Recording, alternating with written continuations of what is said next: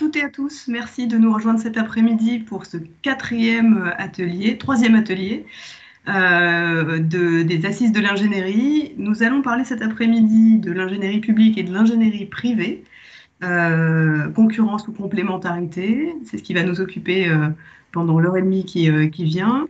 Alors, je suis Valérie Lazec, adjointe à la directrice générale déléguée à l'appui opérationnel et stratégique de l'ANCT. Et pour cet atelier, je serai accompagnée, slide suivante, de tout un plateau de choix paritaire de surcroît, avec Véronique Tirand de l'ANA. On peut passer à la slide suivante. Pascal Berthaud du CEREMA, Philippe Rogier de l'Agence France Locale, Alice de Kergariou, membre de Syntec Ingénierie et directrice des grands projets chez Suez Consulting, et Jacques Perrotto, le président de Sinov, Cipra, et dirigeant de la société Agora. Donc voilà le panel de nos intervenants de cet après-midi, et nous allons dérouler ce troisième atelier en 3 séquences successives. Comment les ingénieries travaillent-elles ensemble et comment elles s'articulent selon les sujets? Comment elles vous accompagnent dans la durée et comment vous y accédez à cette ingénierie? Et cet après-midi, on a volontairement voulu le ponctuer de petites questions pour que vous participiez à nos échanges et qu'on puisse interagir avec vous, avec également un chat qui est à votre disposition et vous pouvez poser vos questions dès maintenant dans le module de chat. On y répondra à la fin de chaque séquence et en tant que de besoin, on s'arrêtera sur les sujets sur lesquels vous souhaitez des explications complémentaires. Alors, je vais commencer par présenter rapidement le rôle de la NCT en matière d'ingénierie, donc slide suivante, et sa façon d'intervenir. L'agence, vous le savez, a pour mission d'accompagner les projets des collectivités locales. Elle le fait en mobilisant l'ensemble des ressources disponibles qu'elle est censée recenser et mettre à disposition des élus et des services des collectivités. Et pour ça, on va mobiliser nos ressources internes propres qui vous permettront de produire des diagnostics territoriaux, de travailler sur des projets de restructuration commerciale. On travaille aussi de manière prospective en réunissant un certain nombre de collectivités autour de sujets prospectifs, donc les fabriques prospectives. Et on travaille par exemple aussi sur les questions de concertation à travers des ateliers territoires en commun et des territoires d'engagement. Autant de propositions qui sont propres à l'agence et qui sont nouvelles avec l'offre de services en ingénierie qu'on a pu produire. Et puis on travaille beaucoup, slide suivante, avec nos partenaires. Et donc les ressources externes qu'on mobilise, c'est d'abord celles des opérateurs partenaires qui sont conventionnés avec l'ANCT. Donc l'ANA, l'ANRU, le CEREMA, l'ADEME et la Caisse des dépôts, que vous allez retrouver tout au long de ces assises à nos côtés. On travaille également avec un réseau de partenaires qui maillent le territoire d'ingénierie publique dédiée, la Fédération nationale des agences d'urbanisme, la FEDEPL pour les entreprises publiques locales, l'Agence France Locale qui est avec nous cet après-midi, Fininfra qui travaille sur l'ingénierie financière. Je ne les cite pas tous, mais l'idée, c'est effectivement de vous montrer la diversité des partenaires qu'on peut mobiliser. Et puis, on travaille avec l'ingénierie privée à travers notre propre marché d'ingénierie qui fait appel à des thématiques et des expertises variées, à la fois présentes géographiquement sur les territoires d'intervention de l'agence et au niveau national sur des thématiques bien identifiées. Je vais passer la parole d'emblée à Lana, qui est du coup notre partenaire sur cet après-midi et qui va vous expliquer en quelques mots l'intervention de Lana en matière d'ingénierie. Véronique, à vous.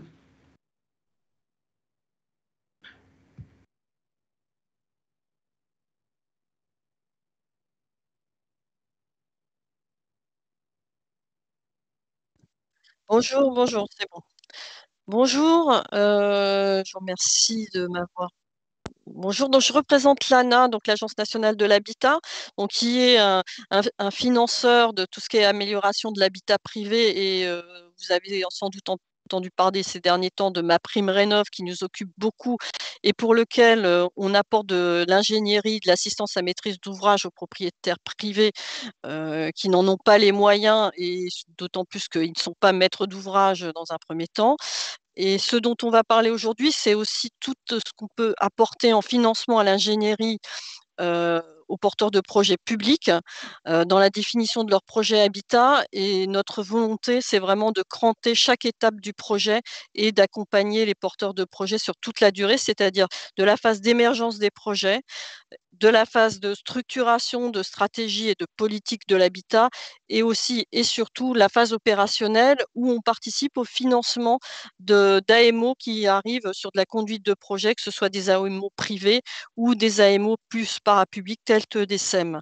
Un des autres points importants pour nous aussi, c'est toute la conduite de projet, parce qu'on appelle la chefferie de projet, où avec la NCT, avec la Banque des territoires, sur les territoires Petites Villes de demain et Action Cœur de Ville, on vient financer les chefs de projet qui, notamment, ont pour nous un volet habitat important dans la conduite du projet de restructuration, soit de leur cœur de ville, soit de leur territoire. Je vais passer la parole au suivant. Alors, ce qui est important aussi pour nous, c'est toute la partie méthodologique, où aussi on peut apporter de l'ingénierie, et en particulier on peut arriver également à vous aider à financer la matérialisation d'un cahier des charges, c'est-à-dire de vous aider à formaliser une méthode d'intervention. Merci Véronique.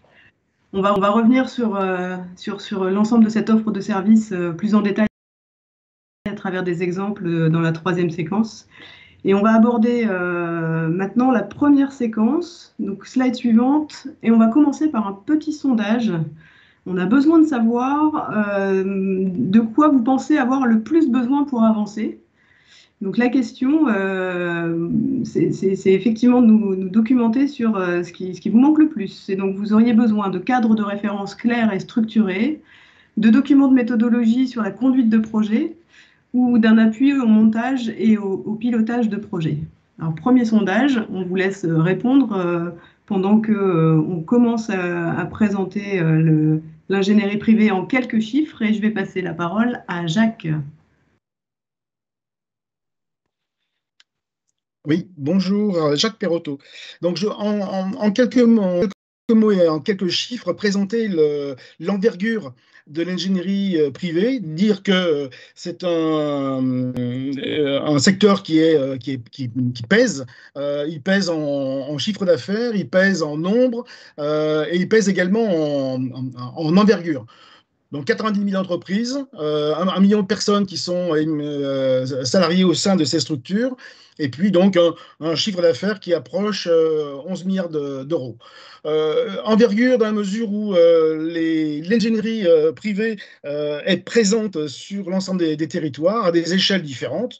Elle est présente à l'échelle mondiale, mais également à l'échelle nationale, et surtout dans une échelle de proximité, donc au plus près de la vie des territoires, au plus près du cœur de vie des territoires. Dire également que c'est une ingénierie qui a la particularité de vivre dans différents lieux, dans différentes instances. La première, c'est des sociétés de pensée dans lesquelles les publics et privés se retrouvent.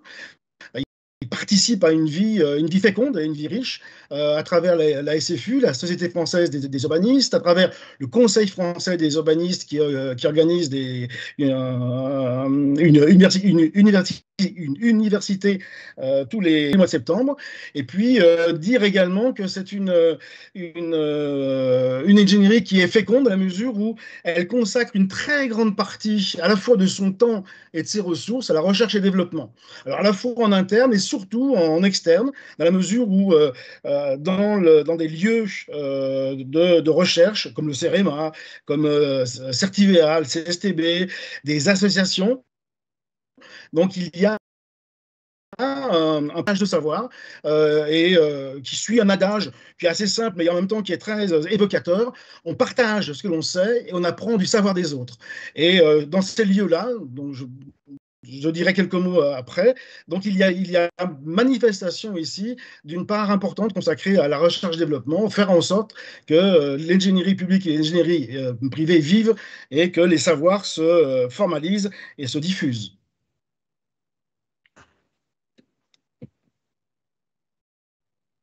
Je vais prendre la parole pour la diapositive suivante, à la suite de Jacques. Donc, Alice de Kergariou de Syntec Ingénierie. Donc, on vous a mis ici quelques logos qui sont en fait les fédérations d'ingénierie qui sont autour du téléphone, autour du du Teams aujourd'hui. Donc la Fédération Sinov, Syntec Ingénierie, on aurait pu en citer d'autres. À nos côtés travaillent aussi des urbanistes, des paysagistes.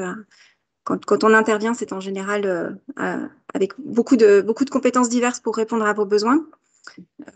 Et on travaille aussi à l'échelle européenne ou à l'échelle mondiale pour contribuer à créer des cadres pour travailler de façon efficace, avec des exemples de contrats, par exemple, qui sont portés au niveau mondial par l'association du FIDIC. Pourquoi on vous parle de ces fédérations professionnelles? C'est qu'en fait, c'est par ces fédérations que nombre de professionnels de nos entreprises contribuent à créer des cadres de référence et à mettre à disposition des outils dont on espère qu'ils vous sont utiles. Donc, on va vous en parler. On peut passer à la slide suivante. On va vous donner 2 exemples. Le premier étant le lieu d'échange qui a été créé au sein de l'IDRIM. Donc, pour ceux qui ne connaissent pas encore l'IDRIM, c'est l'Institut des routes, des rues et des infrastructures pour la mobilité. Je vais le décrire à ma façon si certains ont envie de faire des compléments dans le chat parce que vous le connaissez bien, cette institution, n'hésitez pas. Donc, ça a été créé après la signature de la Convention d'engagement volontaire en 2009 pour être un lieu d'échange, de convergence, d'amélioration des pratiques pour tous nos projets d'infrastructure. L'intérêt de l'IDRIM, c'est le côté multipartenarial, puisqu'on y retrouve des associations d'élus, des associations, l'association des ingénieurs, l'AITF, on y retrouve les départements, les régions, certaines métropoles, et puis des entreprises privées, donc les entreprises d'ingénierie, par justement Syntec Ingénierie et Sinov qui y contribuent, et puis la LFNTP, Route de France, donc l'ensemble des partenaires qui peuvent agir sur les territoires et progresser ensemble pour construire des infrastructures qui seront plus performantes et plus durables. Donc, je vais vous parler un petit peu plus de ce que je connais bien au sein de l'IDRIM, c'est le comité ingénierie dont je fais partie depuis 3 ans et qui cherche à construire des documents pour faciliter l'engagement des collectivités sur un certain nombre de sujets, pour faciliter l'émergence des projets et la réalisation des travaux. Donc, on peut passer à la diapositive suivante qui vous présente quelques exemples de guides que nous avons produits ces dernières années. Donc, par exemple, le guide sur l'assistance à maîtrise d'ouvrage, qui est sans doute un peu au cœur du sujet aujourd'hui, c'est comment on peut vous assister, vous les collectivités, pour faire émerger vos projets, que ce soit de l'ingénierie publique ou de l'ingénierie privée. Et puis, un autre exemple sur les chantiers innovants, et puis je vais vous décrire un petit peu plus en détail comment moi j'ai travaillé sur le tout dernier, la mise en œuvre des prescriptions environnementales dans les marchés publics. Ça vous donnera une idée de comment on travaille et de ce que vous pouvez trouver dans ces différents guides. La première chose, c'est qu'on vise à faire des guides courts d'une 20aine de pages pour ne pas faire des bibles de référence, mais plutôt faire des outils pratiques à l'emploi où en général, on met un certain nombre de références vers des documents plus consistants si vous en avez besoin. Et donc, dans ce groupe de travail, on s'est réunis tous les 3 mois pendant 2 ans en cherchant vraiment à répondre aux questions des plus petites collectivités. Donc, vous êtes sans doute quelques-uns autour du téléphone pour savoir comment et au travers de quelques exemples, vous pouvez commencer à mettre des prescriptions environnementales dans les marchés publics. Donc, c'est quelque chose qui devrait être amené à se généraliser puisque ça a été repris dans la loi climat et résilience, qui n'est pas encore aboutie, mais c'est une des mesures qui a l'air bien partie pour être votée définitivement. Donc, ce guide permet de faire un petit bout du chemin. Et au travers de 3 exemples, donc le premier exemple qu'on a pris, c'est tout simplement de l'entretien de route. Donc, ça concerne beaucoup de communes en France. Et la question, c'est sur un entretien de route très, très classique. Quel est le premier pas que je peux faire pour faire un aménagement un peu plus performant en matière environnementale? Et d'arriver à trouver un bon équilibre entre ce qu'on demande aux entreprises de faire en matière de travaux et les moyens que vous pouvez mettre en œuvre en tant que collectivité pour suivre ces travaux et vérifier que les objectifs environnementaux sont bien atteints. Parce qu'il ne suffit pas de mettre des objectifs très ambitieux, il faut aussi derrière pouvoir contrôler et vraiment les mettre en œuvre concrètement. Donc, dans ce guide, on a cherché à mettre en place 3 exemples qui vous donnent une gradation possible. Et donc, si certains l'ont déjà utilisé, puisqu'il est paru depuis mars, on est preneur de retour. En tout cas, voilà, ce sont des guides qu'on espère utiles pour vous.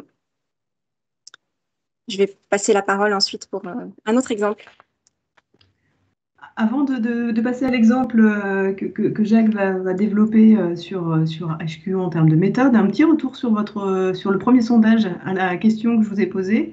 De quoi pensez-vous avoir le plus besoin pour avancer?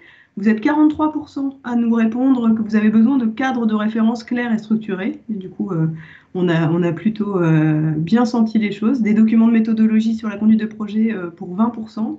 Et puis un appui au montage et au pilotage de projet pour 38% d'entre vous. Ça fait partie voilà, des choses qu'on va pouvoir aborder dans la troisième partie de notre après-midi.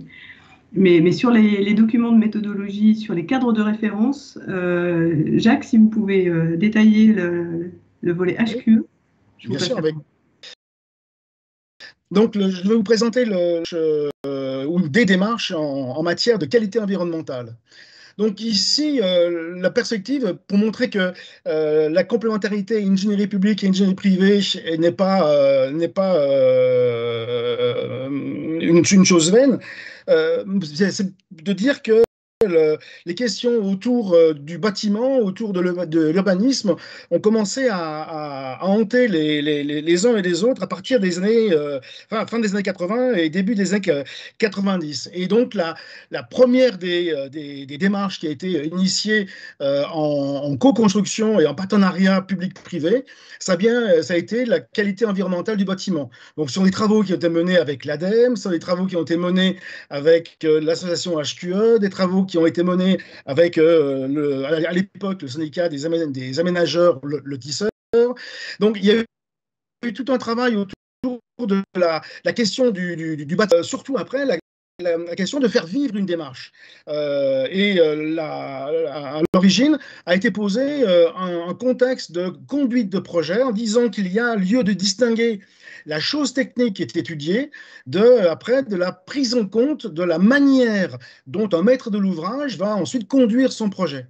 Et c'est pour cela que les démarches de qualité environnementale portent toujours sur 2 dimensions. La dimension du système de management du projet, et puis ensuite, les questions techniques qui sont attachées à la réalisation du projet.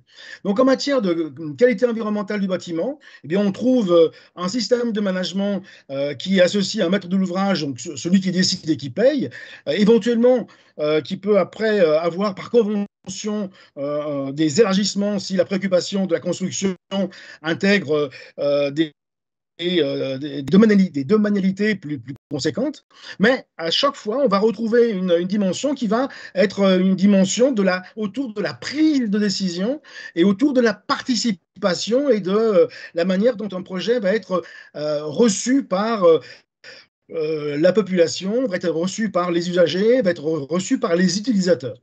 Et les aspects techniques sont toujours portés après dans le cas du bâtiment, sur des cibles. Donc, on va retrouver des cibles autour de l'éco-construction, autour des conforts, autour des approches bioclimatiques. Ensuite, il y a une deuxième démarche qui a été posée à partir des années 2000, c'est la question de l'aménagement. C'est-à-dire ici, on ne s'intéresse pas uniquement au bâtiment, mais on s'intéresse au projet urbain qui est porté par un maître de l'ouvrage. Et donc, derrière, des gens qui vont conduire avec lui la réalisation des opérations, donc et souvent des aménageurs. Et ici, eh bien, on va retrouver le même type de démarche, à la fois un système de management et puis ensuite des éléments techniques qui vont être étudiés. Donc là, on a une dizaine 17 exactement, domaines qui vont être investigués. Et puis actuellement, donc, il y a une réflexion qui est portée autour de la question du territoire durable, où là, on met en évidence non plus des cibles, non plus des domaines, donc des fonctions, des éléments de vie, mais réellement des fonctions. Donc la fonction habitée, la fonction visitée et la fonction active. Sachant qu'un territoire est toujours un territoire qui est habité par des personnes, par des institutions, par des entreprises. Un territoire est toujours visité parce qu'il a des richesses particulières, des éléments de patrimoine. Et puis, un territoire est toujours actif à la mesure où des éléments à caractère économique et il génère de la valeur. Donc, les démarches de qualité environnementale se portent essentiellement sur ces aspects-là, à la fois la prise en compte d'éléments qui sont des éléments factuels et surtout des éléments qui sont des éléments de conduite de projet, faire en sorte qu'un maître d'ouvrage soit en capacité de pouvoir décider, faire en sorte que des populations soient en capacité de pouvoir réagir et participer et donner sens et cohérence à un projet, et puis surtout son acceptabilité, et puis également donc, la dimension autour de la concertation, donc la manière de faire vivre un projet tout au long de son déroulé. Et donc, cette méthode ici, qui sont portées par les démarches de qualité environnementale, associées au bâtiment, associées à un bassin de vie ou associées à un territoire, ont montré qu'il y a des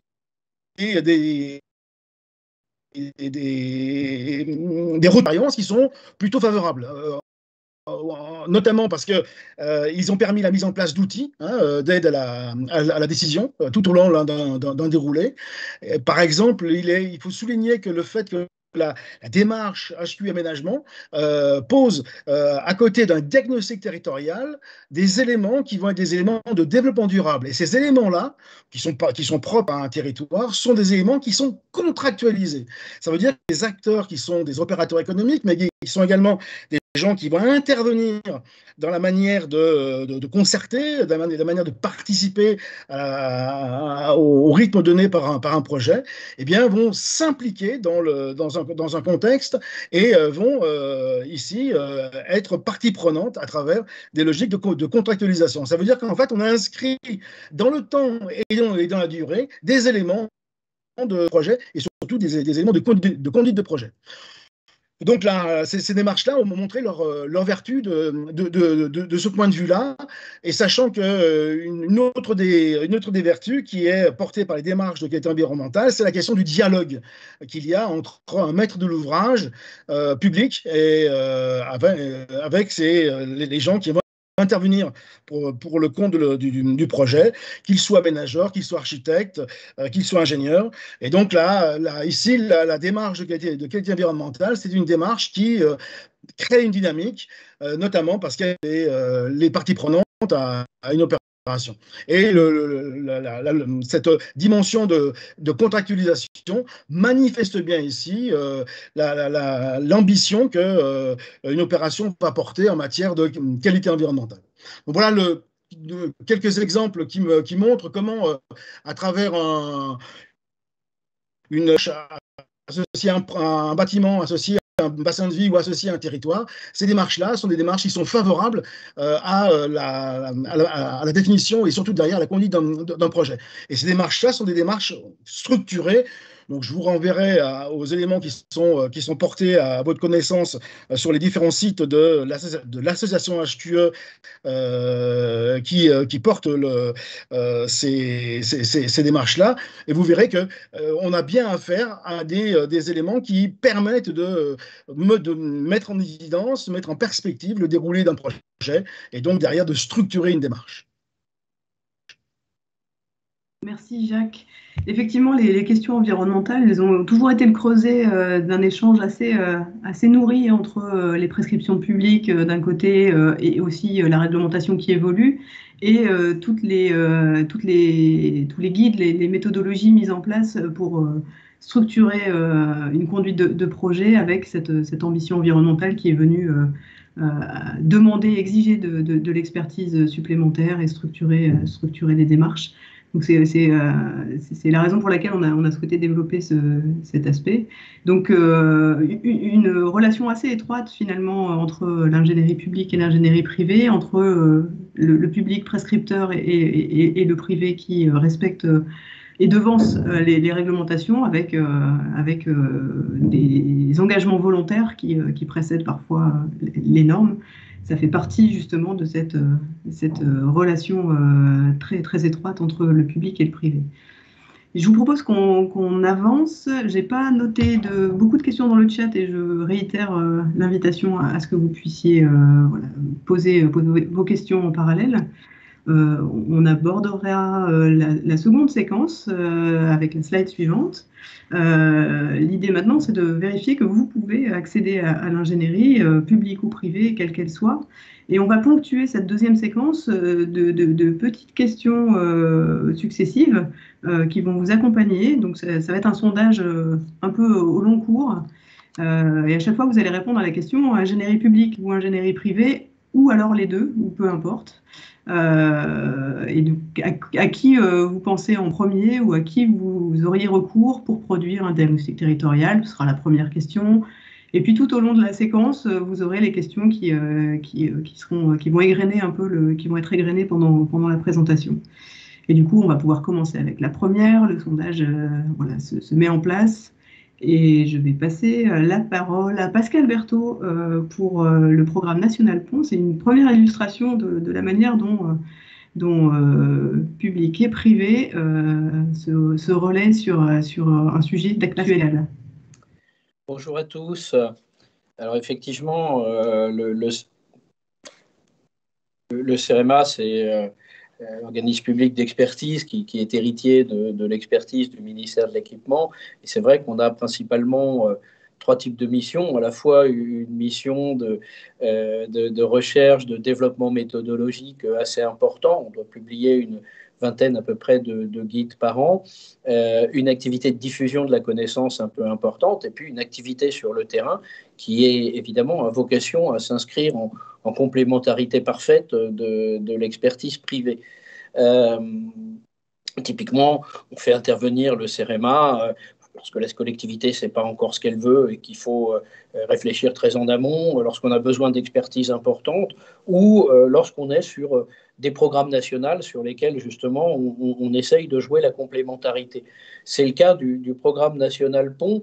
On a lancé ce programme avec la NCT et avec le ministère de la Cohésion des Territoires à partir effectivement d'un constat que finalement on avait environ 50 000 ponts qui ressortaient de petites communes, entre guillemets, donc les communes qu'on appelait les communes ATESAT avant, qui ont à la fois ni sur le plan technique, ni sur le plan financier, effectivement, de s'occuper de ces ponts. Et sur 28 000 communes, on estime que 18 000, effectivement, ont moins de 500 000 habitants et que si on ne fait rien, effectivement, les communes n'ont absolument pas les moyens de s'en occuper. Donc, on a mis en place, dans le cadre du plan de France Relance, un programme qui vise effectivement à recenser les ouvrages des communes volontaires, à les doter d'un carnet de santé et à réaliser évidemment une première évaluation du risque pour les ouvrages sur lesquels le premier diagnostic a montré qu'il y avait un problème. C'est un programme donc, qui est doté d'environ 40 millions d'euros et il est évident qu'à la fois pour des raisons de vocation, mais aussi de toute façon aussi pour des raisons de capacité, le CEREMA était bien incapable d'aller expertiser l'état de 50 000 ponts en l'espace de 2 ans. On a donc effectivement bâti un programme, si on peut passer au slide d'après, s'il vous plaît. Alors, on a donc effectivement bâti un programme piloté effectivement par le CEREMA depuis ses implantations territoriales, qui permet effectivement de faire l'essentiel du travail justement de diagnostic à des bureaux d'études privés. Le CEREMA effectivement intervient parce qu'il est l'expert de référence effectivement pour les ouvrages d'art. Il intervient sur la base aussi d'une définition des méthodes de travail. Les bureaux d'études privées, effectivement, prenant en charge le diagnostic premier des ponts sur la base de la méthodologie élaborée par le CEREMA. C'est un programme effectivement d'envergure qui a donné lieu à un appel d'offres particulièrement gros, je dirais, sur ce premier semestre, et une quinzaine même une vingtaine d'ailleurs de bureaux d'études ont été sélectionnés pour un travail qui va démarrer après et qui va s'étaler effectivement sur environ 18 mois. Donc c'est vraiment, je trouve un exemple assez remarquable de la complémentarité qu'on peut trouver effectivement entre un institut public qui effectivement gère les choses en termes de méthodologie, gère le programme, et des bureaux d'études privés qui peuvent évidemment aller travailler, sachant que l'objectif, bien évidemment, de ce programme, derrière, c'est d'aller faire des diagnostics approfondis là où les premiers diagnostics auront montré des problèmes, et bien évidemment de bâtir des projets. On travaille là-dessus au financement, évidemment, des travaux éventuels avec le ministère de la Cohésion des Territoires. Et finalement, je crois que c'est un programme très intéressant parce que finalement, pour les collectivités, ça permet de s'occuper des ouvrages d'art alors que de toute façon, elles ne se faisaient pas. Je voudrais simplement rappeler à tout le monde, mais je pense que vous le savez, qu'en gros, la durée de vie d'un ouvrage d'art, c'est 50. Une bonne moitié des ouvrages d'art en France ont été faits il y a 50 à 100 ans, donc les problèmes sont clairement devant nous. C'est un intérêt pour la collectivité, c'est un intérêt pour les bureaux d'études privés qui y voient effectivement un terrain de jeu important, puis c'est un intérêt pour le CEREMA, effectivement, en termes méthodologiques. Peut-être un deuxième exemple, effectivement, de travail, c'est la question des friches. Si on peut passer au slide d'après.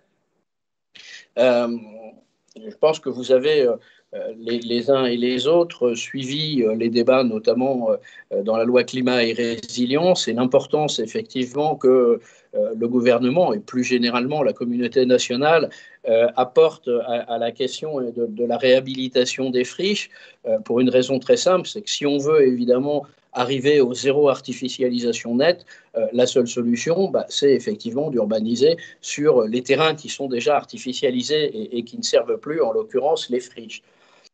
Nous avons, par rapport à ça, fait un premier travail de recensement de ces friches, d'ailleurs qui est encore en cours, à travers un outil qui s'appelle Cartofriche, dans lequel les friches sont qualifiées puis intégrées à cet outil. On en a aujourd'hui à peu près 4000 sur l'outil. Travail qui est fait par le CEREMA en collaboration, bien évidemment, avec les locaux et les collectivités. Mais effectivement, une fois qu'on a fait ce recensement des friches, l'enjeu majeur, c'est d'arriver à avoir un outil qui permet de les analyser, de commencer à travailler dessous. Et c'est l'outil, effectivement, Urban Vitalise que l'on a bâti dans le cadre d'ailleurs d'une start-up d'État pour effectivement aider les maîtres d'ouvrage à appréhender la complexité du réaménagement de leurs friches et pour le coup, bien évidemment, derrière, se tourner vers des bureaux d'études privés qui pourront prendre en charge justement les sujets importants. Si on peut passer au slide d'après. Clairement, Urban Vitalis, c'est effectivement donc un service numérique qui est doté d'une cellule de contact humain, bien sûr, parce que le numérique ne peut pas tout faire, et qui va permettre justement à la collectivité, en fonction de ses problèmes, de l'analyse qui en est faite, de trouver des acteurs, des dispositifs pertinents pour faire avancer effectivement son projet sur les friches.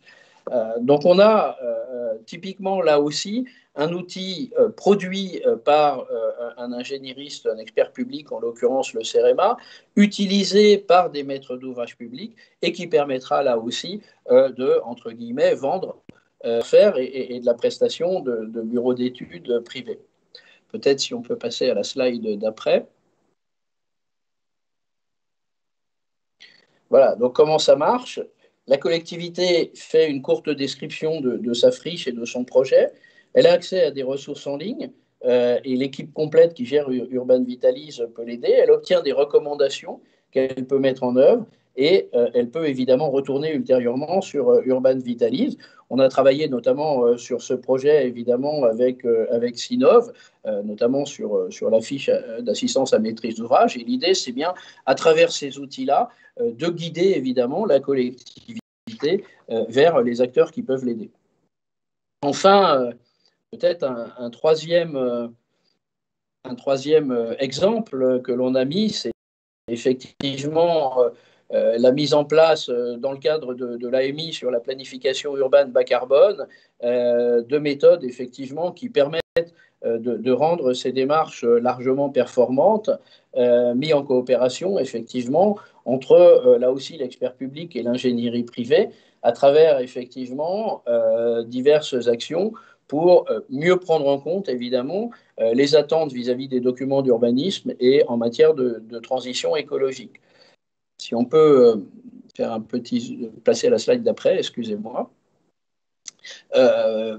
Ça donne un exemple, effectivement, parce que le problème dans ces démarches, c'est qu'on parle toujours de choses assez génériques. Nous, au CEREMA, on préfère essayer de parler d'exemples concrets.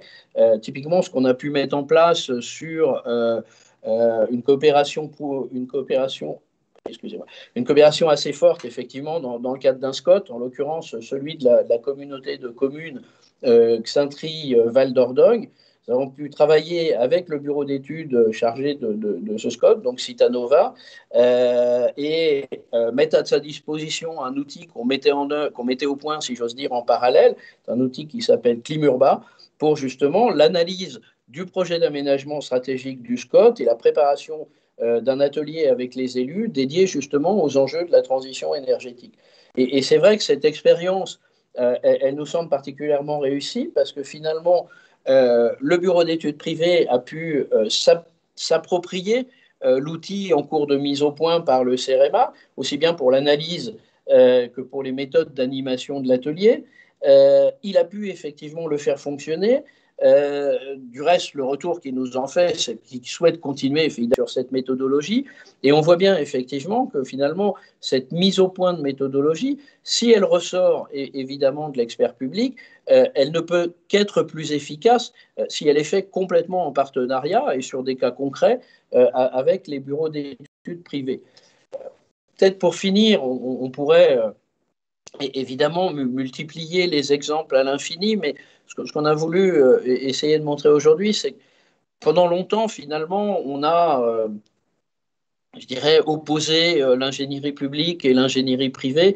C'est un sujet qui, à la création du CEREMA, regroupait finalement toute l'expertise qui restait dans la sphère du ministère de l'écologie. C'est une question qu'on s'est beaucoup posée en disant finalement, comment on fait, qu'est-ce qui est de notre champ et qu'est-ce qui est du champ du privé et comment on fait pour travailler ensemble.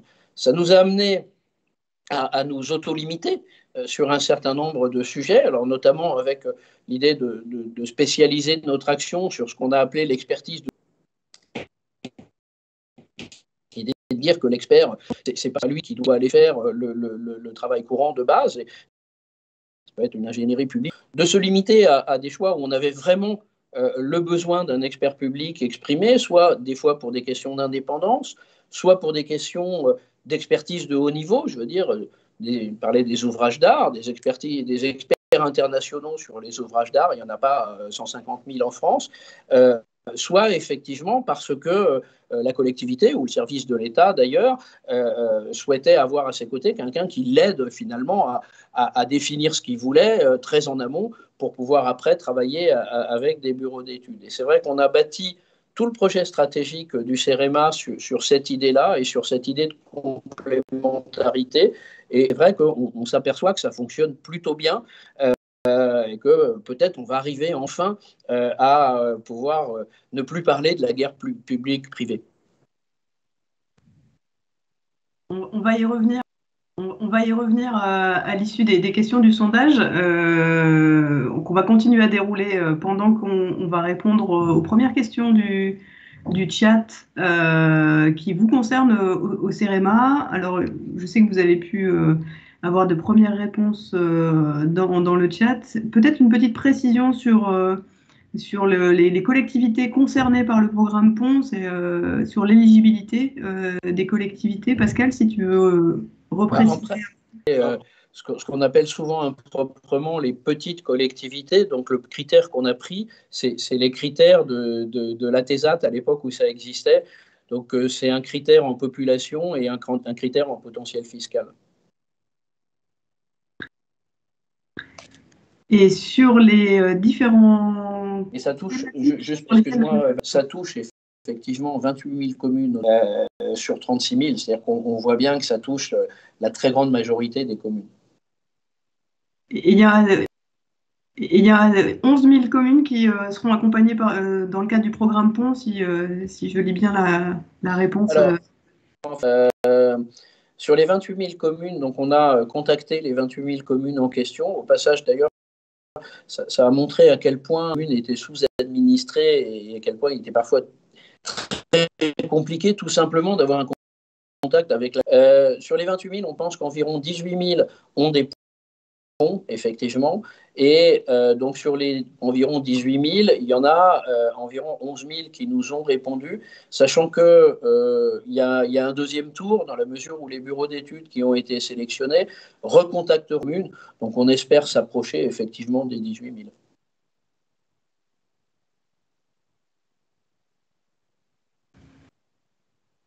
Alors, il y avait une question sur les thématiques d'intervention du CEREMA. Est-ce que vous intervenez sur toute sollicitation, toute thématique, vos domaines d'expertise?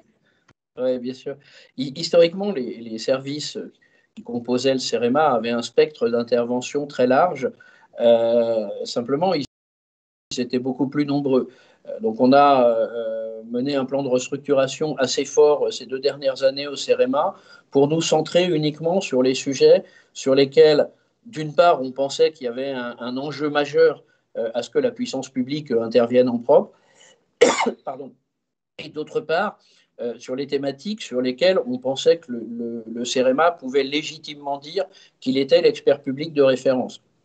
Ça nous a fait passer à l'époque, on disait 66 pôles de compétences à une vingtaine de secteurs d'activité répartis dans 6 domaines. Donc, en gros, on a fait 1/3, pour être clair. Ces 6 domaines étant, d'une part, la question de l'efficacité énergétique des bâtiments, et je le dis bien comme ça parce qu'on ne se prétend pas compétent sur tout le champ du bâtiment. Par contre, sur les questions d'efficacité énergétique, que ce soit beaucoup sur des questions d'usage du bâtiment, sur des questions de ventilation, etc. Je pense que sur ce créneau-là, effectivement, on a une expertise très forte. Sur les questions de mobilité, bien évidemment, assez fortement. Sur les questions d'infrastructure, là, c'est évidemment plus traditionnel. Sur un certain nombre de risques et de nuisances, par exemple, sur les questions de mouvement de terrain, c'est le cas sur les questions de bruit. C'est aussi d'ailleurs assez paradoxalement sur la prise en compte de la biodiversité dans les infrastructures, par exemple, ou la nature en ville, sont des sujets sur lesquels nous sommes venus en fait par les infrastructures et avons au cours des dernières décennies finalement développé une expertise qui pointe. Notre 5e domaine d'activité, c'est la mer et le littoral, donc évidemment les questions de trait de côte, etc., et les questions maritimes en tant que telles, que ce soit les questions de communication avec les navires, les questions de pollution des navires, etc. Et puis notre 6e domaine d'activité, c'est ce qu'on a appelé l'expertise territoriale intégrée, c'est un petit peu la synthèse des 5 premiers et d'autres compétences qu'on va chercher ailleurs, soit chez d'autres organismes publics, soit auprès de partenaires privés, pour finalement être capable d'offrir à une collectivité sur son territoire la palette des expertises et de l'aider justement à réfléchir très en amont sur ce qu'elle veut faire, à bâtir effectivement un projet qui lui permette après de faire travailler le plus souvent de l'expertise privée.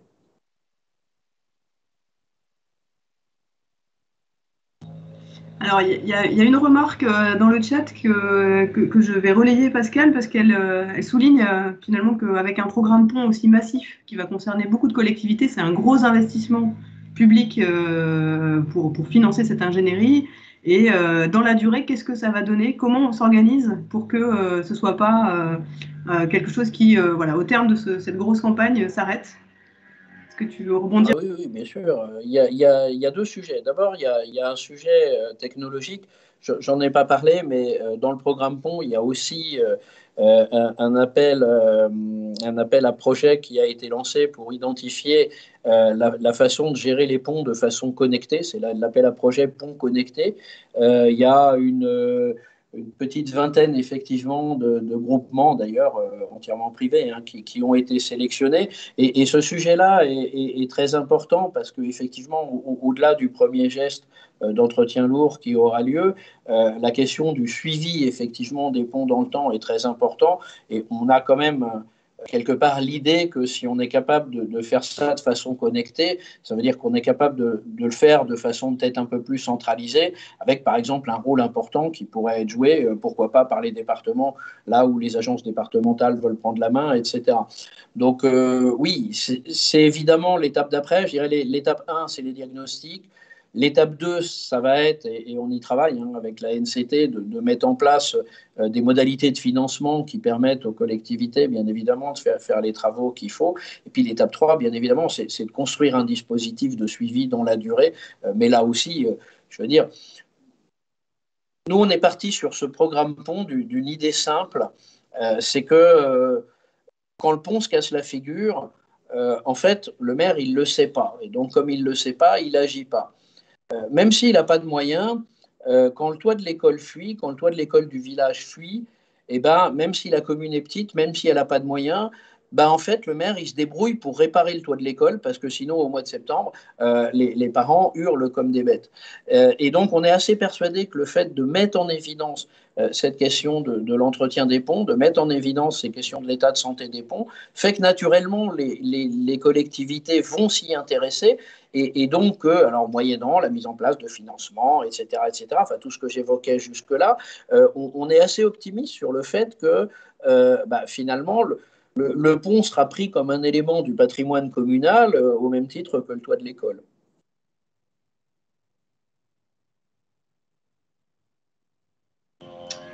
Merci. Alors, on va faire un petit retour sur le sondage.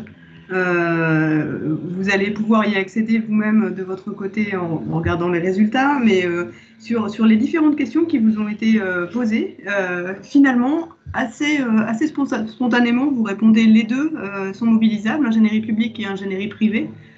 Entre 45 et 39%, 52%, c'est souvent les deux qui interviennent. Un peu plus pour les études de faisabilité, sans doute, donc, où vous faites plutôt spontanément appel à l'ingénierie publique, à 29%, l'ingénierie privée étant largement derrière. Inversement, on a une ingénierie privée sollicitée à plus de 30% pour tout ce qui relève du management de projet, de la programmation, de la maîtrise d'œuvre de travaux, avec voilà, une proportion assez importante côté ingénierie privée sur ces questions-là.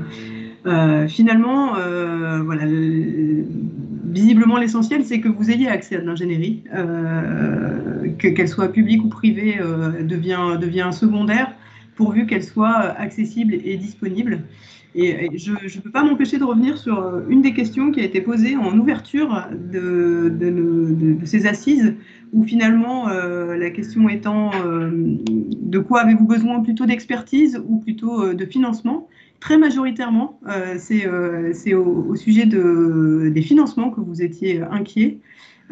Et donc, on a besoin également de pouvoir accéder à une forme d'ingénierie financière, la capacité de boucler une équation économique.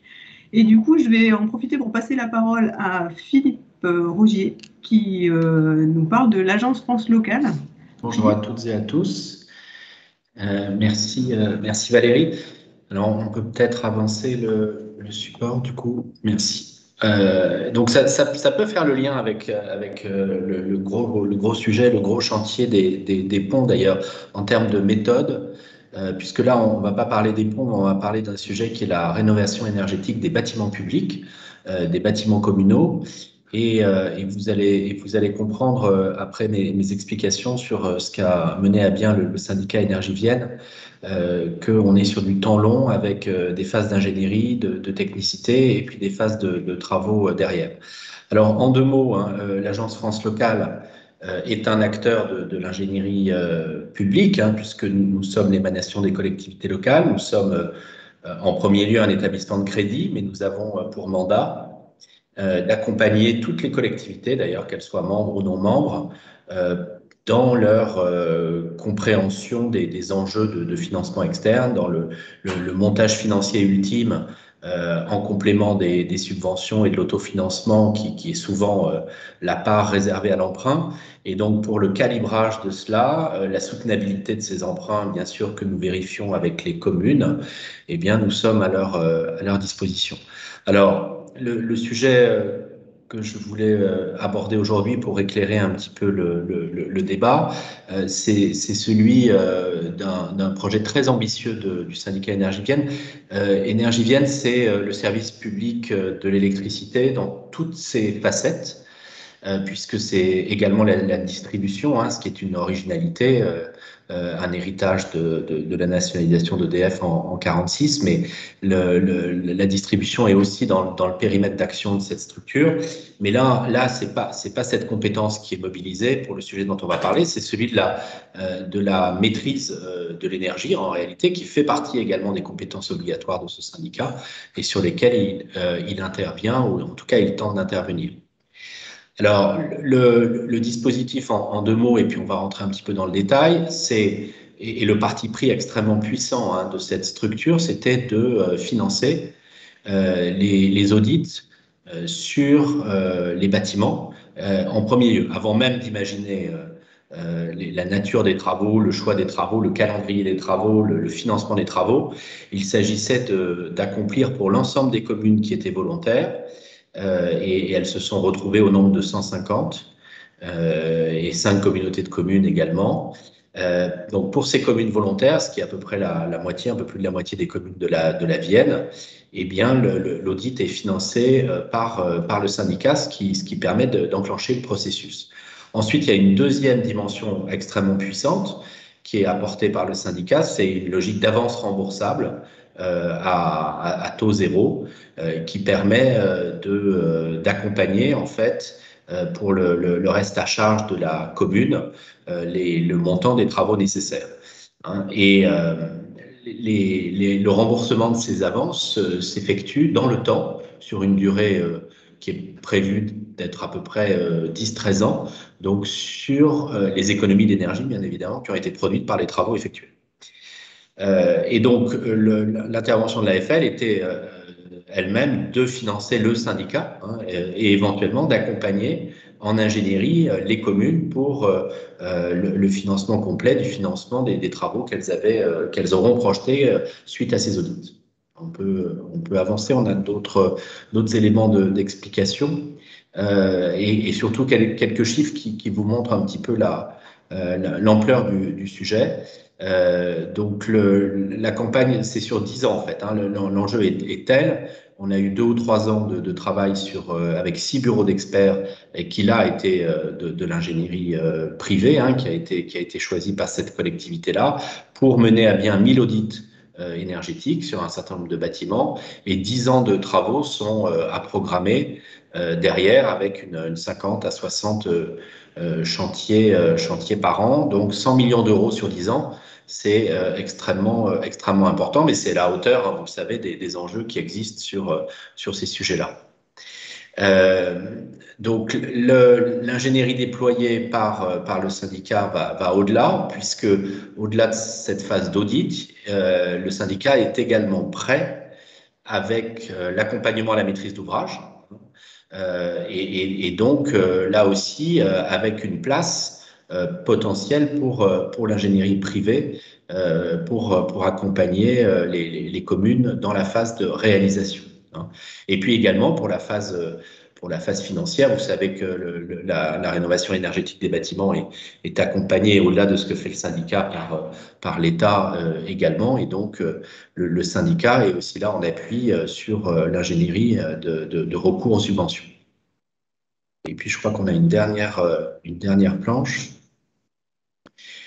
Donc remboursement des avances grâce aux économies. Au-delà des enjeux financiers d'accompagnement des communes, c'est vraiment la compétence de maîtrise de l'énergie que le syndicat a voulu vraiment exposer aux yeux de toutes ses communes membres grâce à ce montage. Et vous avez, je dirais, la nature des bâtiments, mais je pense que personne ne sera surpris de voir que c'est extrêmement divers, les bâtiments publics. Bien sûr, on pense aux écoles et aux bâtiments publics que sont les mairies, mais il y a aussi beaucoup de logements communaux, notamment en milieu rural. Parfois, c'est 2, 3, 4 logements qui sont possédés par les communes. Et donc, il y a des enjeux aussi à ce niveau-là.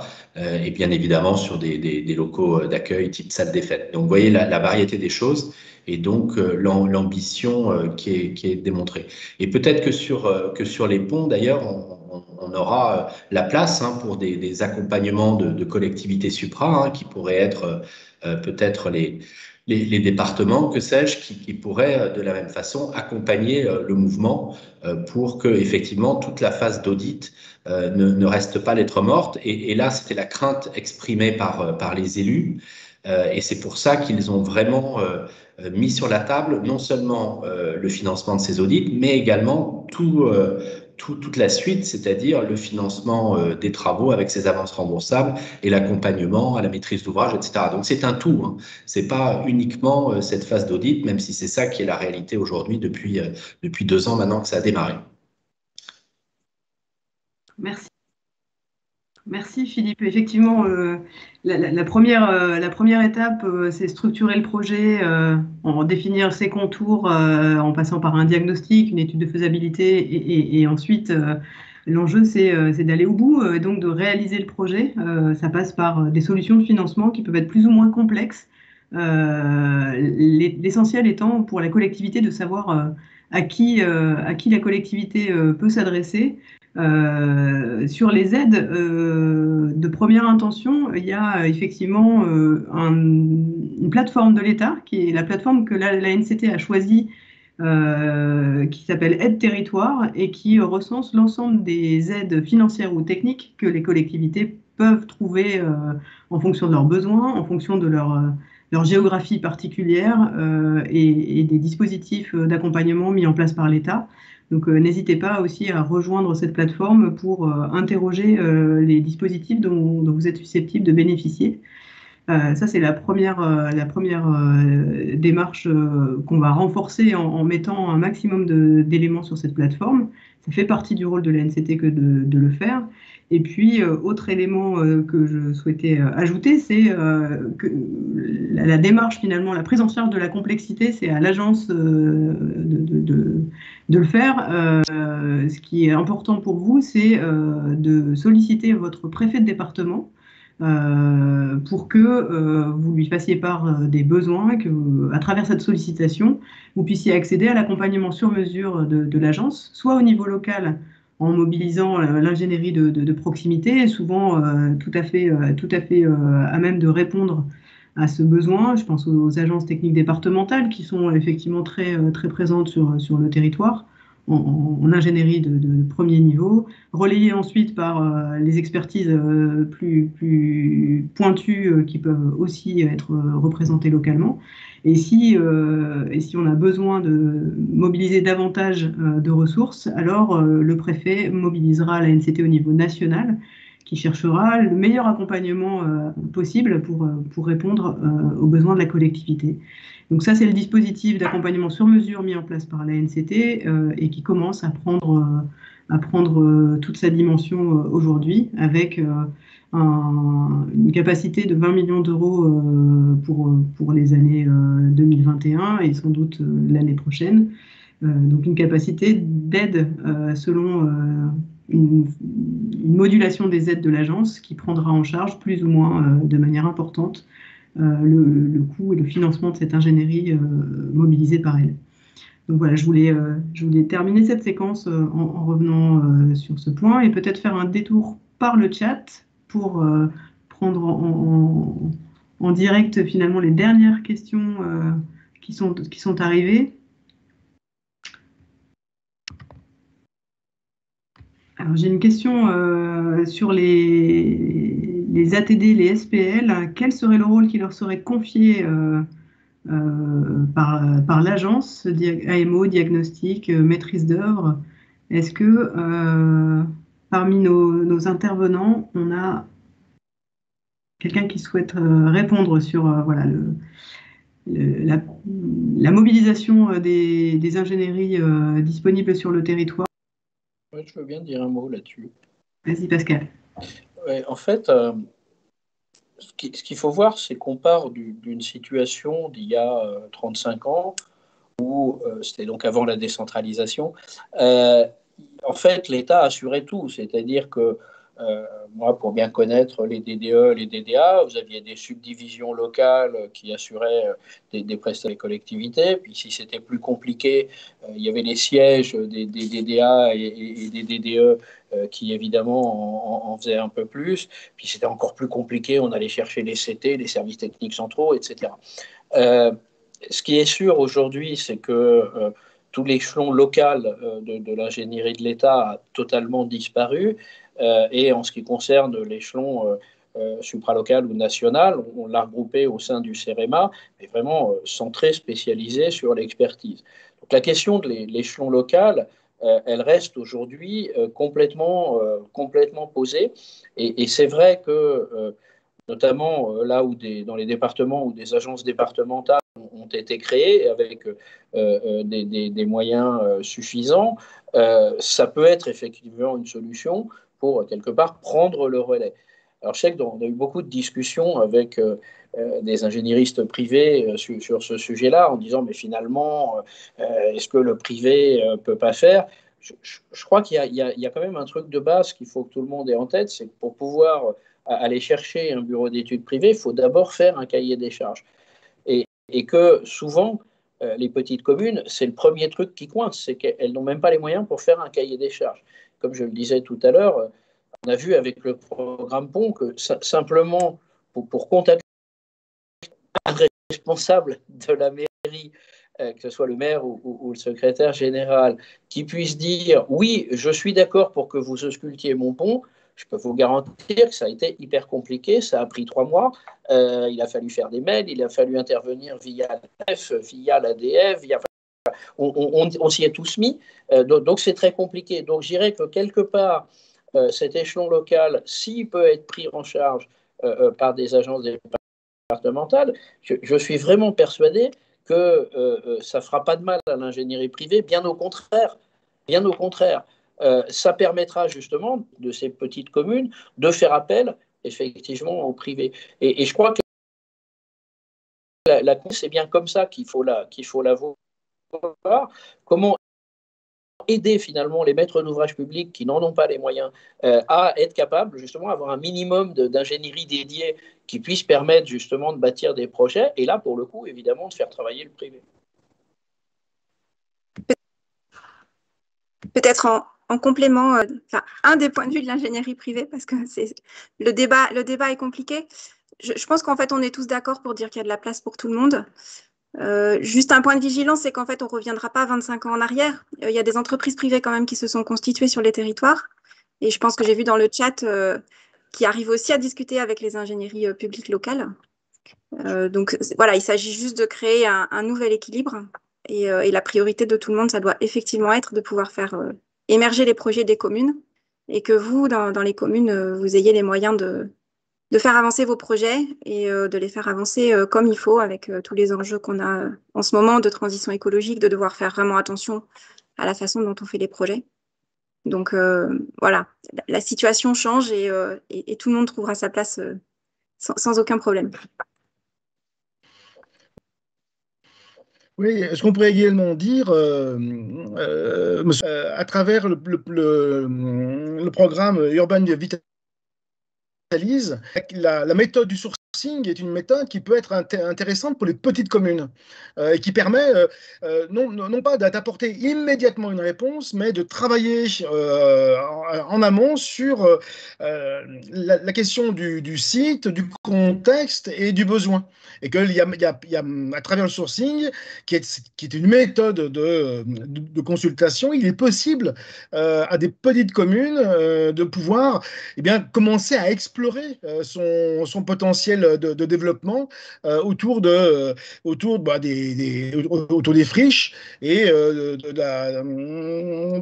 l'ensemble des problématiques friches qui est très compliqué parce que pose des questions de domanialité, elle pose des questions de faisabilité, elle pose des questions de contexte des sous-sols.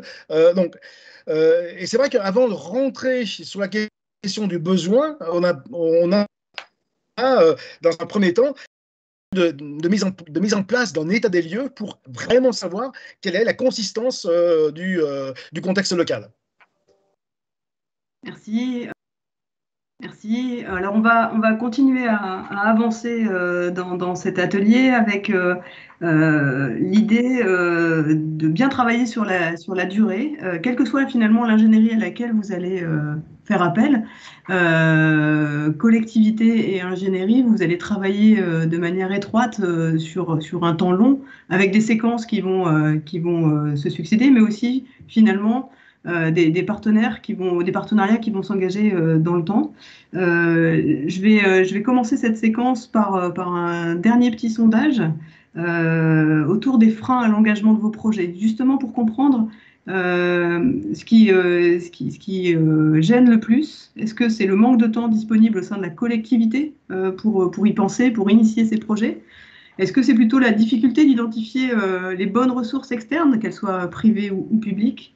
Est-ce que c'est le coût des études ou plus lourd encore, j'allais dire, le financement des travaux?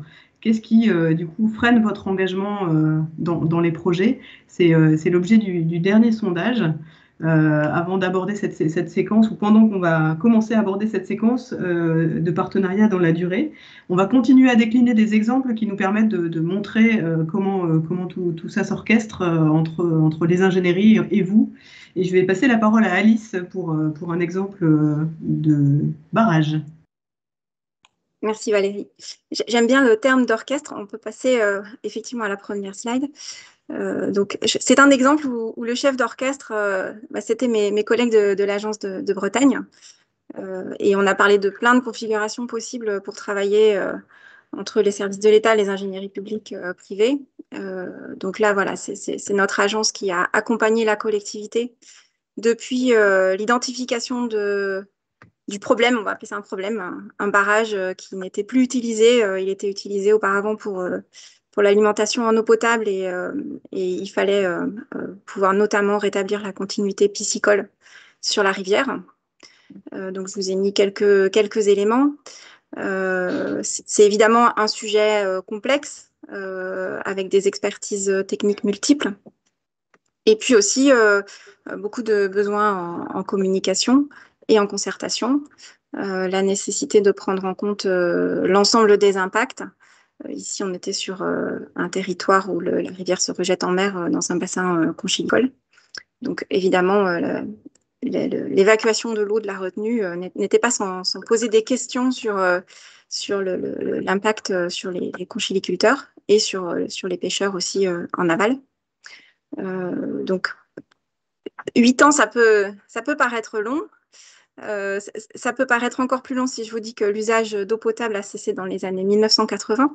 Donc, il a fallu un certain temps pour prendre conscience que ce barrage, en fait, il y avait peut-être une autre solution que celle de l'entretenir et qu'il fallait lui trouver un nouveau devenir. Donc, on peut passer sur la slide suivante. Donc, on a réalisé des études techniques dans un premier temps pour éclairer les décisions des élus, donc des études de diagnostic de l'ouvrage avec des possibilités de scénarios de travaux. Et puis ensuite, on a réalisé des études techniques un peu plus détaillées et puis surtout des études environnementales et un ensemble de concertations avec la collectivité propriétaire du barrage et puis l'ensemble des collectivités environnantes, évidemment les services de l'État et de police de l'eau, la recherche de subventions, puisque en fait sur un sujet comme ça, le montant des travaux n'est pas financé par quelque recette que ce soit dédiée, donc les collectivités ont besoin d'un accompagnement et on en a parlé tout à l'heure avec l'intervention possible de l'AFL, un accompagnement financier pour pouvoir réaliser les travaux. Donc tout ça prend du temps et donc depuis 2014 jusqu'à aujourd'hui, maintenant les travaux sont réalisés. Donc la solution retenue, c'était de créer une échancrure dans le barrage et de renaturer l'amont, l'aval, pour permettre d'avoir un milieu naturel plus vivant à l'issue de tous ces travaux. Donc, ce que je voulais illustrer par cet exemple, c'était la possibilité voilà, de travailler dans la durée. Alors certes, en tant que bureau d'études, il nous faut un contrat. Mais une fois que le contrat est établi, ensuite, on est vraiment des partenaires des collectivités et on est à même de mettre en mouvement l'ensemble des parties prenantes du projet pour faire en sorte que les travaux se réalisent et que les objectifs soient atteints. Merci Alice. Merci Alice. Autre exemple de travaux dans la durée, naturel de retourner dans l'urbain. Véronique, sur les travaux dans le parc privé. Oui, alors effectivement, là, je vais sans doute aborder un croisement qu'on a d'une manière régulière quand on intervient sur les problématiques d'habitat entre ce qu'est l'ingénierie publique et l'ingénierie privée, et que ce soit sur les phases d'études, les phases amont, et ensuite sur les phases opérationnelles où on voit qu'on a un réel croisement entre les interventions de chacun. Et en fait, nous, l'ANA, nous participons financièrement en fait à toutes sortes d'ingénieries qui pourraient intervenir à chaque étape du projet. Cependant, comme le disait Jacques Perrotto tout à l'heure, ce qui est important aussi pour une collectivité à un moment donné quand elle va définir son projet habitat, c'est de savoir d'où on part, et on part de son territoire. Donc, en fait, là où l'ingénierie publique peut intervenir, c'est aussi dans le fait qu'elle peut mettre à disposition des données publiques qui vont permettre de définir ce qu'est le cadre en fait de la problématique habitat sur son territoire. Alors, côté ANA, par exemple, nous, on dispose d'une plateforme de l'habitat privé qui est un outil de repérage en fait des copropriétés fragiles, ce qui est un des grands points sur lesquels nous intervenons ensuite en phase plus opérationnelle.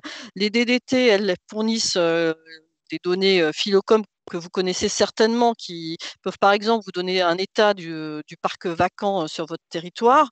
La CAF, les CAF peuvent vous donner des éléments sur tout ce qui est l'indécence dans le parc. Et puis, les concessionnaires, par exemple, peuvent vous donner des éléments sur ce qui concerne les coupures de courant, par exemple.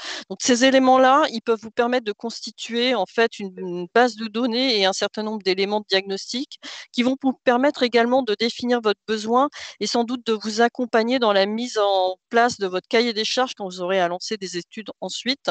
Sachant que côté ANA, nous intervenons sur des cadres stratégiques que sont les opérations programmées que vous connaissez certainement, puisque l'ANA va bientôt fêter ses 50 ans et donc les OPH vont également fêter leurs 50 ans. On peut passer peut-être à la slide suivante. On accompagne pour le coup une ingénierie qui est souvent le plus souvent privée dans le financement qu'on peut avoir. Donc, entre ces données statistiques qu'on peut fournir, il y a aussi tout un état diagnostic de terrain que peuvent faire toutes ces ingénieries privées. Là, on voit qu'on a un certain nombre de cartographies qui sont à croiser en plus par rapport à vos projets de territoire. Et ce projet urbain qui croise le projet habitat, pour nous, il est fondamental parce qu'il s'inscrit dans la pérennité aussi des investissements qu'on aura ensuite sur l'habitat privé. Donc, ces éléments-là, les ingénieries privées interviennent, vous avez des AMO qui sont tout à fait spécialisés dans ce qui sont les études préopérationnelles qui vont définir vos programmes d'intervention sur l'habitat, soit des OPH, soit des programmes, ce qu'on appelle des PIC, qui sont eux ciblés sur certaines problématiques, comme par exemple l'habitat privé. Je pense qu'on peut passer à la slide suivante. Bon, sans doute, ce qui vous intéresse et ce qu'on a pu voir dans le sondage, c'est effectivement les niveaux de financement qu'on peut vous apporter.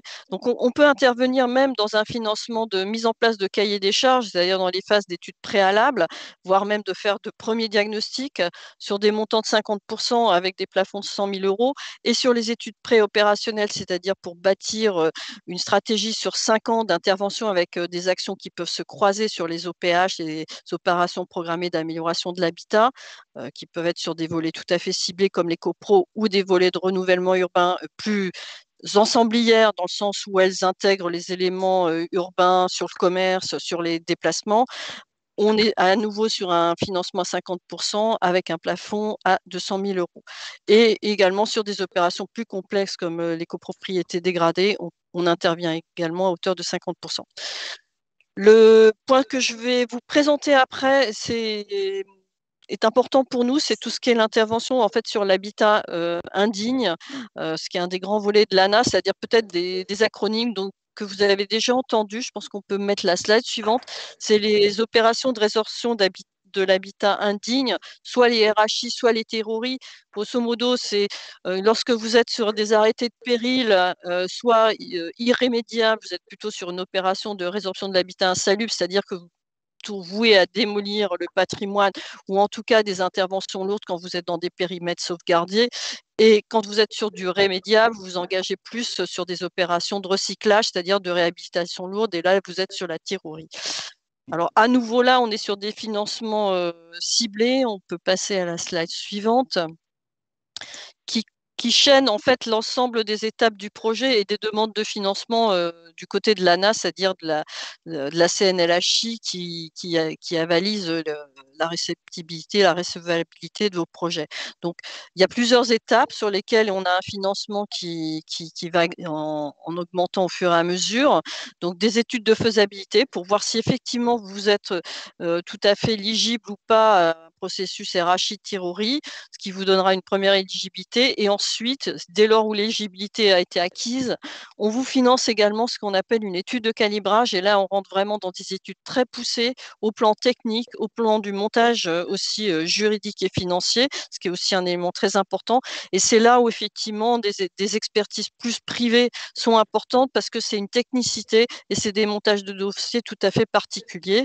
Dans ces problématiques, vous avez également des problématiques d'accompagnement social liées au relogement quand vous êtes sur des phases de démolition. Et de la même manière, nous finançons à hauteur de 70% ces études-là. Et puis, le dernier élément, qui est plus un élément opérationnel, mais là, qui est plutôt un financement sur le déficit de l'opération. Je vais vous expliquer ça plus précisément sur un cas particulier qui est à Florac et qui me semble être révélateur, en fait, de ce qui était l'articulation entre des ingénieries publiques et des ingénieries privées. Donc là, on est sur un îlot qui est en plein cœur de ville de Florac, qui comprenait 5 parcelles de logements qui étaient vides, très dégradées avec des arrêtés de péril, et puis du commerce à rez-de-chaussée. Une intervention d'un établissement public foncier, donc une intervention d'ingénierie publique, qui est venue en fait pour faire des premières études de faisabilité et également intervenir sur le portage foncier. Effectivement, ces opérations sont complexes, elles sont aussi financièrement relativement lourdes, et l'intervention d'un établissement public foncier, donc public, est aussi un élément qui fait levier dans la faisabilité opérationnelle future de ces opérations. Peut-être qu'on peut passer aux diapos suivantes. Donc, le programme de cette opération en fait a permis, grâce à l'intervention en fait de l'office HLM local, de réaliser en fait des logements sociaux, c'est-à-dire avec une convention ANA qui vise au même type de logements sociaux que vous pouvez avoir avec un financement d'État. La conduite opérationnelle a été réalisée par un AMO privé qui est le Creuset Méditerranée, qui a réalisé le suivi opérationnel, c'est-à-dire juridique, administratif, technique et financier. Par exemple, il y avait des déclassements de voirie, ils s'en sont chargés. Déclaration d'utilité publique, ils savent faire, donc ils s'en sont également chargés auprès de la collectivité, la commune et l'établissement public intercommunal. Ils sont également chargés du relogement en lien avec l'OPH, et puis ensuite ont réalisé toutes les études de calibrage.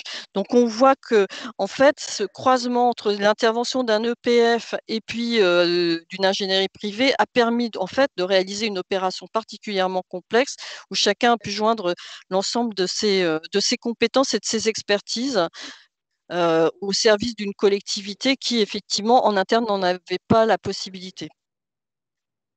Donc, on voit que l'opération est en cours de finalisation, c'est-à-dire qu'une opération aussi complexe, grâce à cette double ingénierie, a pu, grosso modo, sur une période d'environ 6 ans, permettre de sortir un îlot complet, totalement restructuré. Alors, j'étais peut-être un peu vite, mais je pourrais revenir sur des questions plus précises. Effectivement, on a choisi de donner plusieurs exemples dans cette dernière partie pour que vous ayez un panel de projets. Je vais passer la parole à Jacques pour nous parler de deux projets, un réseau de chaleur et une reconquête urbaine. Jacques? Oui. Alors, deux projets pour ici illustrer la manière dont les projets locaux s'inscrivent dans le temps et dans la durée. Parce qu'il est de prendre en considération cette notion-là du temps. Et le temps qui n'est pas forcément le temps du mandat, qui a toujours un contrat de mandature, puisque un élu passe toujours par le filtre de l'élection. Donc, il s'engage par rapport à ses électeurs, il s'engage par rapport à son territoire, mais le rythme du projet n'est pas forcément le rythme du mandat local. Alors, l'exemple de Moirin-en-Montagne est assez symptomatique parce que c'est une commune de 7000 habitants, enfin un peu plus de 7000, ou un peu moins de 8000, qui est inscrit au sein d'un canton qui représente environ 15 000 habitants. Donc, ce sont en fait des territoires qui sont vraiment des territoires ruraux, avec une dimension bourg-centre pour Moirin-en-Montagne. Pour vous le situer, c'est au nord de Yonne et c'est à l'ouest de Saint-Claude. Donc, vraiment, c'est le sud du Jura. Et donc, le territoire appartient au parc naturel du Haut-Jura. Et donc, on a affaire ici à un projet qui montre comment une commune qui est malgré tout de taille et de poids modeste est capable de mener un projet à l'échelle européenne. Donc, il a impliqué non seulement la mairie, non seulement l'intercommunalité,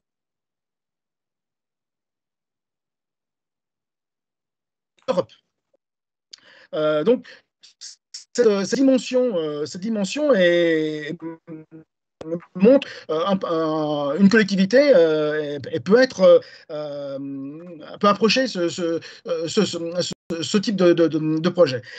Il y a une condition qui apparaît essentielle, c'est le slide suivant qui va vous la montrer, c'est impérativement qu'il y a un binôme de projet. C'est-à-dire qu'en fait, le binôme ici à Moiran, c'était le maire et le directeur général des services. Encore qu'au tout départ, c'était une personne qui était secrétaire général. Et le maire a eu un rôle essentiel et déterminant. On avait affaire à un maire qui était un constructeur et un maire aménageur. Donc, il a installé de la voirie lourde, il a une vision sur son territoire. Considération, ce qui pouvait être un phénomène de judoka urbain, dans la mesure où le territoire souffrait des déchets, des tourneries.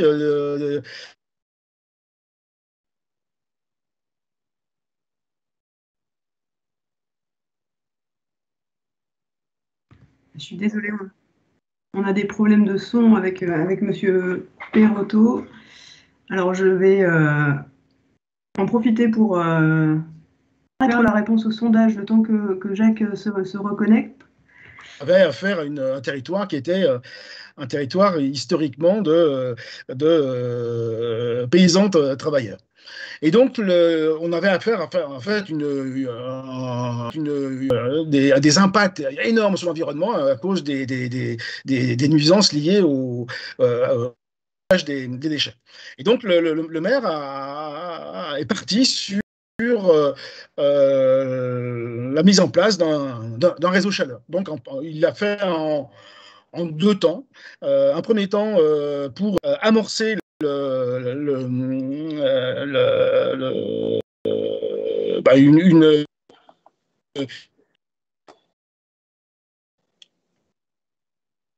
technologie territoriale. Donc, il fallait qu'il ait un soubassement industriel pour brûler du bois. Il fallait une usine. Et puis après, pour diffuser la calorie, il fallait un réseau. Et donc, il est parti sur ce projet-là en faisant une première étude de faisabilité montrant l'intérêt et la pertinence. Et ensuite, il est allé chercher des financements. Et c'est vrai qu'il a fait un travail avec le directeur général des services, un travail extrêmement conséquent, non seulement en termes de vision des choses, mais également après en termes d'architecture de projet pour que les financements soient des financements qui permettent une mise en cohérence dans le temps. Je vous laisse imaginer la question qui s'est posée sur la temporalité des financements, puisque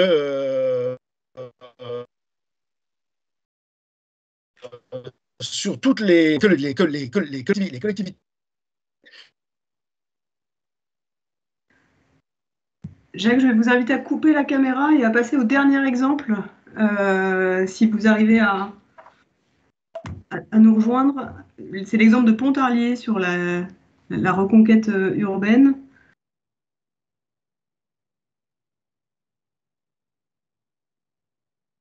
Jacques, si vous êtes toujours là.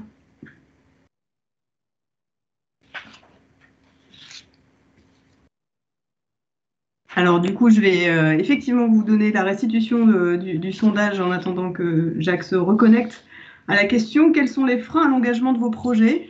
Vous avez répondu le manque de temps disponible au sein de la collectivité à 26%. 30% la difficulté d'identifier les bonnes ressources externes, privées ou publiques. 35% c'est le coût des études qui est un frein. Et pour 11% seulement, j'allais dire, c'est le financement des travaux. Et du coup, sur ce sondage, alors sur le manque de temps disponible, je ne suis pas sûre que l'ANCT puisse faire grand-chose. Par contre, sur les deux items suivants, la difficulté d'identifier les ressources et le coût des études, effectivement, l'installation de l'agence avec son rôle de recensement de l'ingénierie disponible à la fois localement et au niveau national va vous permettre d'identifier de manière plus efficace ces ressources disponibles, que ce soit au niveau local ou national. J'ai déjà parlé d'aide territoire, mais on vous mettra l'adresse dans le chat. Et sur le coût des études, c'est à travers l'ensemble des partenariats développés par l'agence et le budget d'ingénierie en propre que l'agence peut gérer, qu'on peut cofinancer des études et mobiliser les ressources de financement utiles, évidemment à travers aussi l'agence France Locale qui peut intervenir à vos côtés sous réserve de l'éligibilité de la collectivité. J'en profite pour reposer la question du chat à Philippe Rogier s'il veut commenter et répondre à la question relative à la loi 4D qui pouvait ou pas faire évoluer les règles du jeu. Philippe? Oui, merci Valérie. Non, rien à attendre de particulier de la part du projet de loi en cours de discussion ou en cours d'élaboration. La part autofinancée va rester présente dans la plupart des projets. C'est d'ailleurs le sujet qui avait motivé le syndicat d'énergie pour mettre en place les avances remboursables en face de cette part nécessaire de reste à charge pour la commune.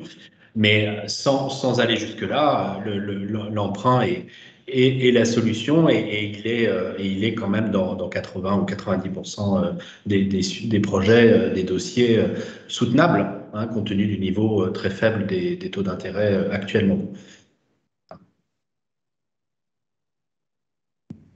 Merci. Je reviens vers Jacques pour le dernier exemple de Pontarlier, si vous êtes avec nous, Jacques.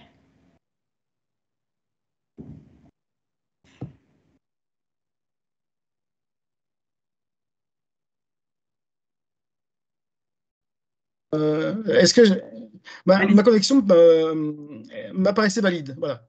C'est bon, je peux présenter Pontarlier, Valérie? Allez-y, allez-y. Pardon? Donc Pontarlier, est de la France, proche de la frontière suisse. Donc ici, c'était un projet qui est typiquement un projet qui concerne de la reconquête des friches, puisque le site était constitué à l'origine d'un centre technique municipal, de garage, d'une caserne de pompiers, d'abattoirs, donc de toute chose qui, à une époque, était en périphérie de la ville-centre, du centre historique, et qui, au fur et à mesure de la croissance, sont retrouvés en conflit d'usage avec des Pontarliers. Pontarlier, c'est environ 18 000 habitants pour le situer. Et donc, ces éléments-là, ces éléments bâtis, construits, étaient vraiment en déshérence. Et puis, il y avait un enjeu qui était un enjeu de reconquête des rives du Doubs, hein, qu'on aperçoit sur le plan. Et donc, il y avait ici un reconnexion entre la centralité historique qui était plus au sud, et avec donc ces éléments qui étaient très disparates autour de différents espaces urbains qui formaient ce qu'on appelle l'îlot Saint-Pierre. Et donc là, il y a eu un gros partenariat avec l'ANA et surtout, comme pour Morat-en-Montagne, un maire qui était un maire constructeur, aménageur, et avec une personne qui était la DGA chargée de l'urbanisme, qui a en fait assuré la conduite du projet urbain. Donc ici, un quartier qui montre que la reconquête urbaine passe ici par des choses à très long terme, puisque le projet de Pontarlier a commencé il y a 5 ans, et on en est, en fonction des photos, on en est ici à des phases de travaux qui ont ouvert à la démolition et ouvert à la construction. Merci Jacques. Alors je dois, au terme de l'heure, vous inviter à conclure la présentation de l'exemple, et on va s'acheminer vers la fin de notre atelier. Peut-être avec un détour par le chat. On a une question qui concerne le recensement des ingénieries privées en local, hein, avec l'idée que les syndicats et fédérations professionnelles sont bien placés pour passer l'information. On compte évidemment là-dessus. Alice, si vous voulez prendre la réponse. Oui, la question tombe à pic par rapport à la dernière slide qu'on avait préparée. On trouvait tous que c'était intéressant de vous présenter rapidement les qualifications professionnelles, puisque tous les bureaux d'études la plupart des bureaux d'études qui interviennent sur les territoires sont qualifiés, donc font l'effort de se qualifier. Et c'est une démarche assez complexe qui nécessite beaucoup de rigueur, de présenter des références, des compétences, etc. Les organismes de qualification sont des organismes qui sont partenariats aussi, où il y a des collèges de donneurs d'ordre, des collèges d'ingénierie, et qui garantissent justement un regard juste et pertinent sur la qualification des entreprises qui sollicitent ces qualifications. Donc, je pense que c'est une façon de répondre à la question, c'est que au travers de ces qualifications, vous disposez localement des annuaires de toutes les entreprises qualifiées, et donc ça vous donne un confort quant à la sollicitation de ces entreprises privées. Enfin, vous en connaissez certaines parce que vous travaillez avec elles régulièrement, mais voilà, ça me semblait utile de citer ces qualifications. Pour compléter, Alice, en complément de Aide Territoire qui recense l'ingénierie publique disponible localement, on va aussi créer une page dédiée qui référencera tous ces annuaires des ingénieries qualifiées et qui renverra vers elles directement sur une sorte de plateforme dédiée, côté ANCT également, pour faciliter aussi l'accès à cette ingénierie privée présente sur le territoire localement. Je vais faire le tour de nos intervenants pour vous inviter à répondre très rapidement à une des questions du chat qui n'aurait pas trouvé de réponse en direct. Jacques, est-ce que vous pouvez revenir sur les chiffres que vous avez annoncés au tout début de la présentation sur voilà, l'ingénierie en chiffres, très rapidement? Oui, en effet, l'ingénierie pèse lourd. Il y a environ donc 90 000 entreprises en France d'ingénierie, sachant que dans ces 90 000, il y a en partie des entreprises purement privées et puis en partie des entreprises qui sont qu'on appelle parapubliques, notamment les associations de type agences d'urbanisme, les SAUE, etc. Donc ils sont en fait des entreprises privées et qui sont relevées dans la branche privée, mais qui en fait, dans leur gestion, se rapprochent beaucoup plus d'une gestion publique. Il y a environ 1,5 million de personnes, là aussi, tout statut confondu, et puis donc un chiffre d'affaires qui avoisine les 11 milliards. 11 milliards d'euros. Donc on s'aperçoit que l'ingénierie ici est vraiment très fortement constituée et surtout elle présente l'intérêt d'être sur les questions de définition, de diagnostic et de prospective, donc sur lequel le projet en fait est en filigrane, et puis ensuite avec une ingénierie de projet qui travaille vraiment sur des choses concrètes parce qu'il faut faire, c'est-à-dire en fait il faut trouver les solutions spatiales, architecturales, techniques, économiques. Donc en fait on s'aperçoit que l'ingénierie est distribuée sur un continuum de missions et de préoccupations qui est relativement large et d'un spectre multidimensionnel. Merci. Est-ce que parmi nos intervenants, les uns ou les autres souhaitent dire un mot ou une réponse à une question, Pascal ? Oui, moi je souhaiterais rebondir un peu sur les deux dernières interventions, à la fois celle d'Alice et Jack, pour dire qu'effectivement, je pense que l'ingénierie aujourd'hui, contrairement à ce qu'on entend tout le temps, en fait, il y a aujourd'hui de l'ingénierie en France. La vraie difficulté, c'est justement l'accès à cette ingénierie. Et moi, je voudrais vraiment rebondir sur le dernier slide qui est encore sous nos yeux, présenté par Alice, pour dire que je pense qu'on a certainement à travailler là-dessus, justement, sur ces questions de qualification, de reconnaissance, de façon à pouvoir finalement dire à un élu, voilà, sur tel type de problème, vous avez tel et tel bureau d'études pas loin de chez vous, qui est compétent parce qu'on a mis en place des procédures qui font qu'on vous garantit que c'est compétent. Donc je pense que la première étape, c'est évidemment celle que la NCT est en train de faire une liste, mais je crois qu'après, on aura un travail assez intéressant à mener là-dessus, justement sur ces questions de qualification, sur les labels qui existent, etc., pour arriver justement à sécuriser les maîtres d'ouvrage par rapport à ça. C'est une parfaite conclusion pour cet atelier. On est un peu au milieu de ces assises. On a travaillé sur les CRTE et donc les stratégies de territoire. On a travaillé sur la revitalisation des cœurs de ville.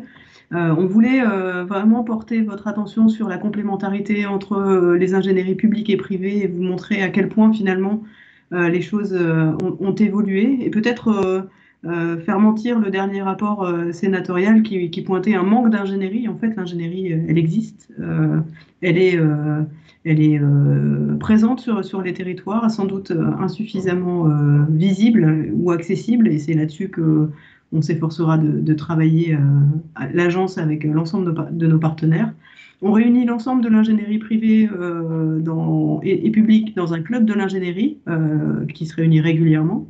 Et on espère qu'au terme de ces assises, on aura créé un espace d'échange et de débat entre les besoins qui s'expriment sur les territoires et l'offre de services que tous ensemble, on arrive à mettre à votre disposition. Vous pourrez retrouver cet atelier en replay prochainement et je vous invite, si vous ne l'avez pas déjà fait, à vous inscrire à l'atelier de demain qui travaillera sur la coproduction avec les acteurs associatifs et les citoyens, donc toute la dimension participative au projet qu'on a commencé à effleurer et qui sera développé très, très largement demain.